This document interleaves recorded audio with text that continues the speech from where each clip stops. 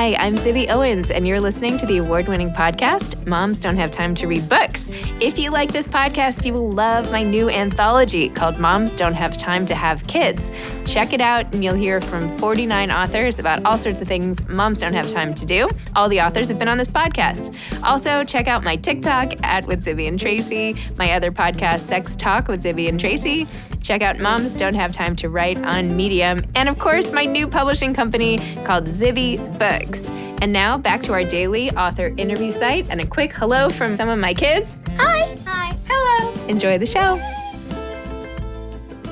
If you like this podcast, you will love my new anthology called Moms Don't Have Time to Have Kids. Here's a little snippet by one of the authors from the anthology. My name is Lindsay Powers, and I'm thrilled to have contributed to Moms Don't Have Time to Have Kids. My essay is called Let's Just Meet Here Every Day. It's about the breakup of my pandemic pod. And what I really don't have time for is more anxiety about COVID. I'm really looking forward to getting my young kids vaccinated. Alena Dillon is the author of My Body is a Big Fat Temple. Alena is the author of Mercy House, a Library Journal Best Book of 2020, which has been optioned as a television series produced by Amy Schumer, as well as The Happiest Girl in the World, a Good Morning America pick, and My Body is a Big Fat Temple, which is coming out now about a memoir of pregnancy and early parenting. Her work has appeared in publications including LitHub, River Teeth, Slice Magazine, The Rumpus and Bustle. She lives on the North Shore of Boston with her husband, son, and Black Lab. Oh, maybe her lab can play with Naya. Welcome, Alena. Thank you so much for coming on Moms Don't Have Time to Read Books to discuss My Body is a Big Fat Temple. Thank you so much for having me. I'm so pleased to be here. It's such a joy to have you. I feel like I have just sat down and had like a long coffee session with you, having read your book and learned all about the ins and outs and your dog and your baby and the whole process. I know. And you're so funny. I love your sense of humor and the way you like look at the world. Your one-liners are like fantastic. And oh, thank you. Yeah, I know that's crazy. Like, you know, so many intimate things about me now. It's true. Well, I have a memoir coming out in July, so we can catch up. Yes, we'll reciprocate. Then I'll know all about you. I wonder what it does to like making friends when two people have read each other's memoirs and then they sit down. Like, what happens then? Like, you just open your hearts, I guess. Yeah, you've already gone through all of the small talk, right? You just like start in the middle of a friendship. Yeah, you catch up. Maybe that's how everybody just needs to do it. You know? Yes, we just need to exchange our memoirs. Yeah. That'll really save time. Oh my gosh. Well, tell listeners a little about, the timeline of this book and the period it covers and why you decided to write about this stage of your life. Sure. Yeah. So My Body is a Big Fat Temple covers from pre-pregnancy all the way through to when my son is 2 years old. I decided to write it for a couple different reasons. So like the first is just that I write nonfiction just to kind of figure out how I'm feeling about something. Sometimes I can't even just wrap my head around what exactly I'm feeling and why. So like essays help me do that. It helps me put into like a proper framework. So at first I was kind of wondering why I was now in my 30s, like having been married for several years and still not adamantly wanting children in the way that I thought maybe I was supposed to. So trying to figure out if that was okay, if I actually wanted children and, why, what was holding me back. So that was like the first few essays. And then the next thing was when I decided that, yes, we did want to start a family. I started looking for narrative stories of the beginning, this journey of motherhood, so that I could try to understand what to expect and prepare myself. Also because, the experience is different for everybody. So I wanted to kind of collect a few so that maybe there'd be something that I would ultimately recognize. But I had a hard time finding a lot of narrative stories. There was some how-to books and some like the science of pregnancy and things like that, which were all very helpful. But there wasn't just a lot of, what it was like on the personal level for individuals. So that it occurred to me, sorry, my dog's barking. I feel like I also know Penny. I mean, I'm like, how are Penny's knees? That's right. It's like, what's going on? So she wants to tribute her thought and the mailman's here. Yeah. So yes, so I realized that because it's like lacking on the bookshelf that maybe there needed to be more contributions. And it seems an especial shame because pregnancy and motherhood is such a like a practically universal experience, and there's such a dearth of material. And then as I went through pregnancy and it, hit different milestones, it occurred to me that a lot of the experience is not discussed, and that it's kind of cast with a very under a reverent lens, and it does a disservice to people who are about to encounter that experience to withhold a lot of the anxiety and physical pain and the downsides, because when they come across them, then they feel like no one else has gone through it and they don't have a community to turn to.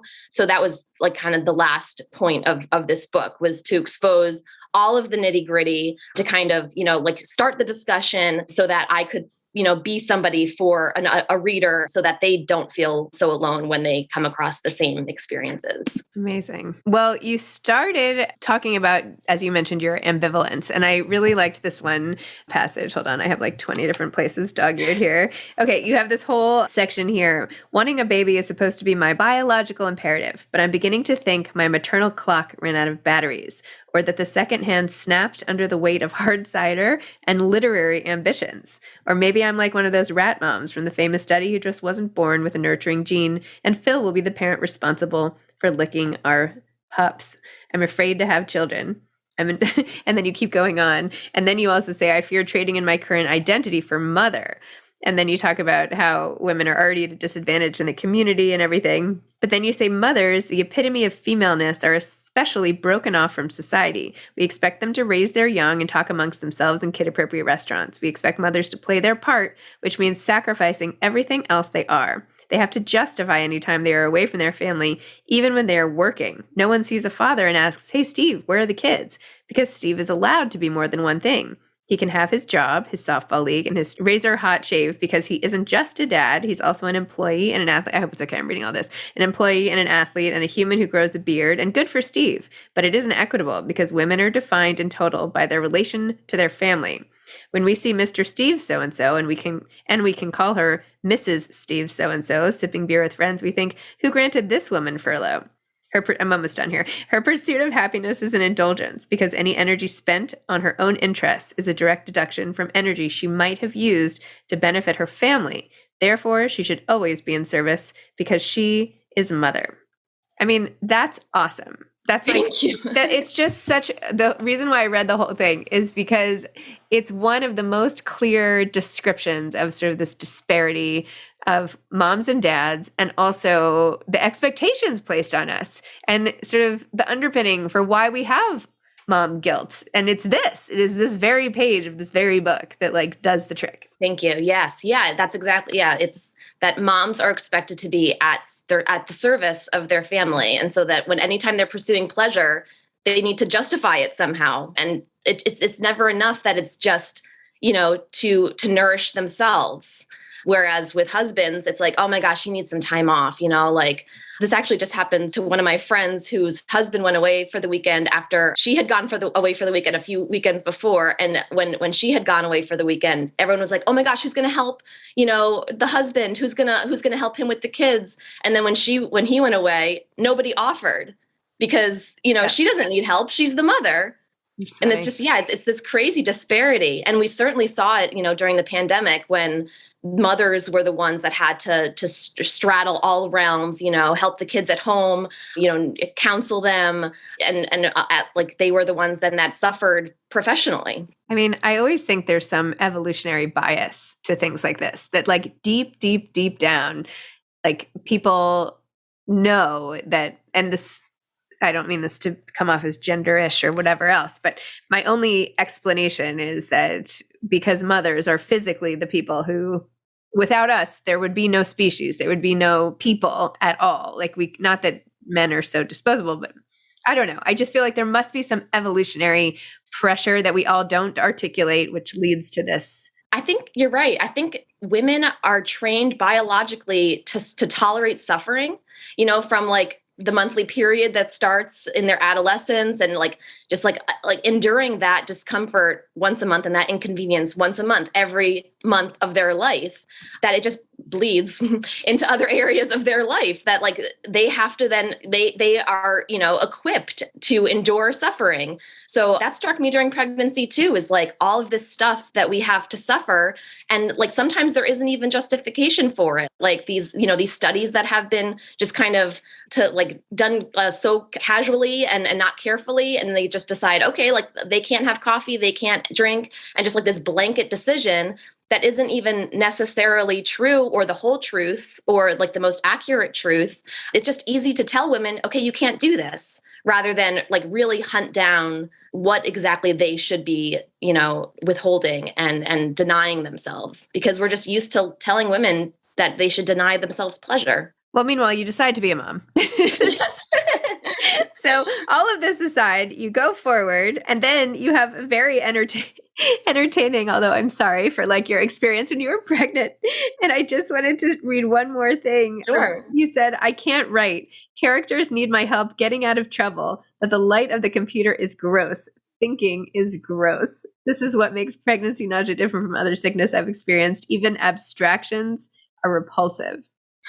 So true. I love that. It's incredible. It's incredible just how disgusting life becomes when you have morning sickness. Yes. It's like impossible to do anything. And yeah, I remember at one point literally like stopping on the street and just like grabbing hold of the building, just being like, I don't think I can walk another step right now. Like, I don't know how I'm going to get through this next period of my life if like it's week 8 or something and I'm already this nauseous. Yes. And yes, you have the whole journey ahead of you, and you have no idea how long it's going to last, like when it's going to get better. It's so daunting. It is so daunting. Although I was so grateful that I was actually pregnant. So anyway. Yes. But still, then I went right into the complaining. So I mean, the reward is ultimately worthwhile, but it is such a hefty cost. And like, we don't talk about the cost. Right. Like, why can't it be both things? That like, exactly. Yes, our children are so worthwhile and we love them, but we pay this price. Like, it's both things exist simultaneously. P.S. You pay the price continually. I mean, Yes. I have 2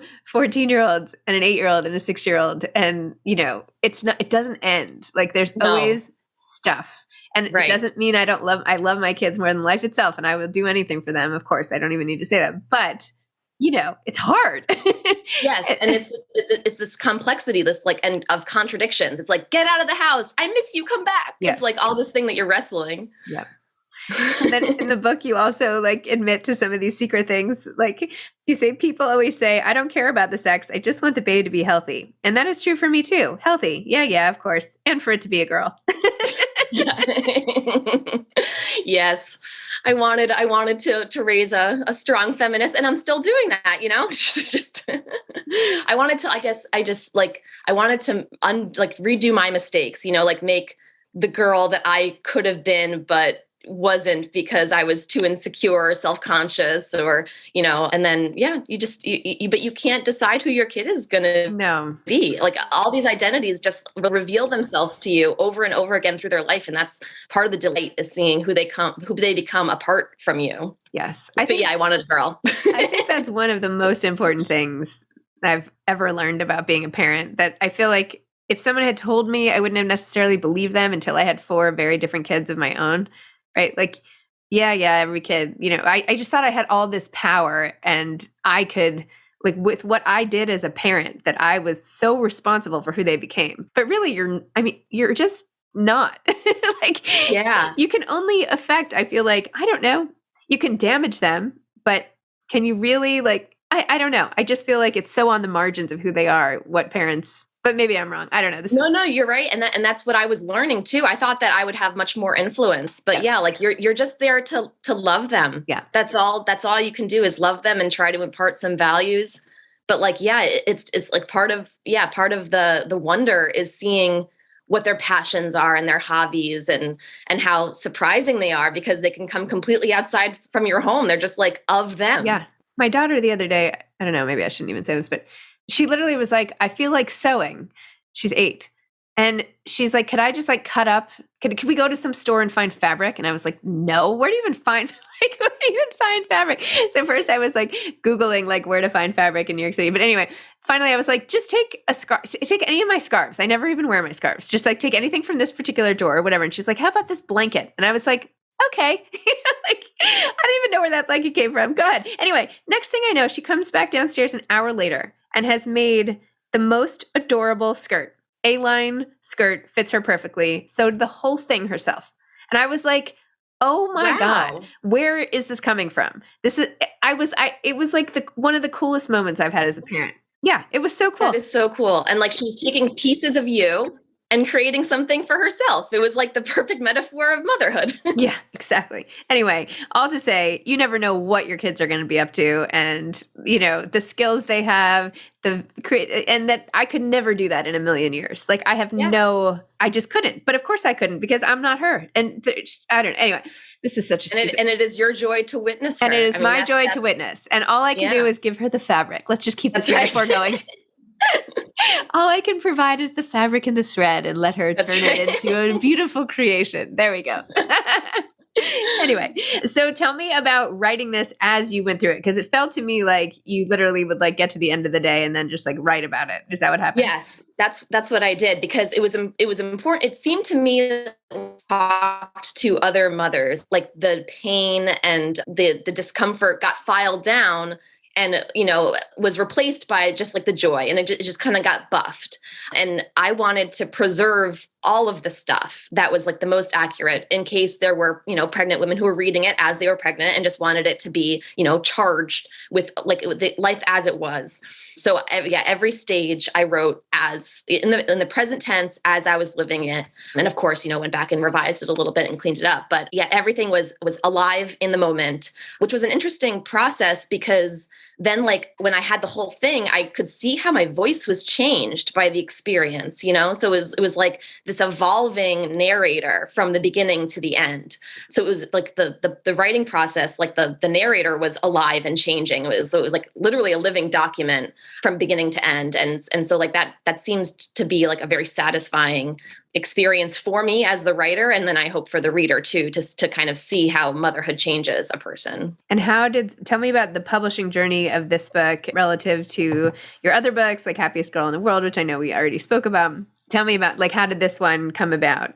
So this was a little different, and it was part of the reason then that I became so determined to get it published. I think with nonfiction, and you've probably found this too, like there's this kind of, it's almost harder to get published than novels. So I was initially a nonfiction writer. That's what my education was in. But I had a hard time getting published, 12 years ago when I was writing nonfiction, because I kept hearing the same thing. You need an extraordinary experience or a strong platform, which means you need to be, famous or, have this like harrowing thing that's going to get a hook. So I started writing novel. Like I had tried to get my nonfiction published for a long time. And then I was like, this is not working. Let me just write a novel. And so I turned to that for a while, as if writing a novel is so easy, and getting that was its own challenge.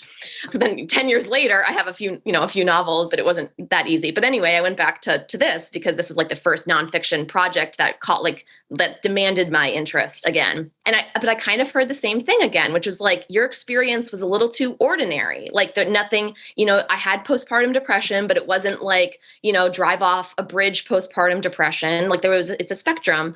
But I thought, it's essential that we publish these ordinary experiences, because there's thousands, everyone is experiencing this and we aren't talking about it.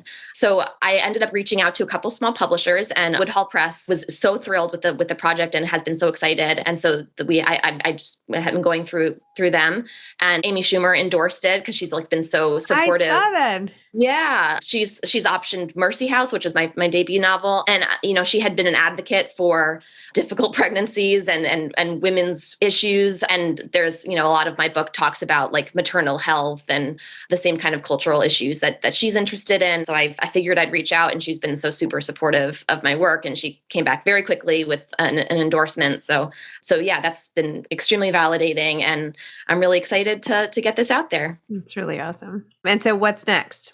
I have a novel slated for next fall, and that is my edits are due November 1st. So I'm like in the heat of it. I think I'll make it now. There was a moment where I was like, oh man, this is not going to happen. But yeah, I'm going to get there. So that one's about a woman Air Force service pilot and her daughter. It's a dual timeline. So we see the woman Air Force service pilot during World War II, the first woman to fly domestic planes. And then 60 years later, we see her daughter finding out about the secret that her mother had kept. And the WASPs had been dismissed after World War II, even though that they thought that they were going to get military benefits, and they didn't get any of that. They were just sent back to their houses. Some offered jobs as stewardesses, not pilots. So this character was kind of bitter about like the future that had been stolen from her. And so the book kind of looks at how bitterness can be bequeathed to your children and how that affects like the next generation. Inherited bitterness. Yeah. Add it to the list. Yes. And like the parallel of what women are still fighting for, like all the lengths that we've gained, but what we still are, trying to accomplish. What advice would you have for aspiring authors? I feel like I only give like one piece of advice and I keep giving it. But my biggest piece of advice is to gather yourself a group of writers and to have these people in your life as a community. I am a person who really benefits from reader feedback. I have a hard time after a project is through, I see that it's not, as strong as it could be, but I have a hard time pinpointing how to bolster it. So I really rely on other people helping me. It becomes like a big collaboration. Also, just because it's a hard journey, and all experiences are different. So it's nice to kind of compare notes, my agent is doing this. Is that like a normal, correspondence or, because I had a couple, I've had 3 agents now. So like now I can compare like what to be expected, but like you're on your first, you're not sure like what the relationship is supposed to be like.